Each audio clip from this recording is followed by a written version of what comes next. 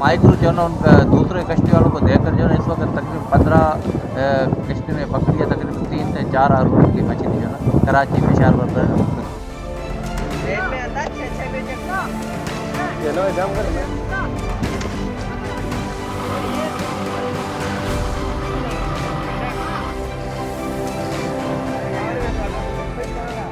इस वक्त जो सुहा मछली है केटी बंदर के माइक्रो ने जो ना तकरीबन 5000 के करीब जो ना 15 कश्तियों ने ये मछली पकड़ी है सुहा मछली। और सुहा मछली इस वक्त जो ना कराची फिशर वर्ग में बिक चुकी है।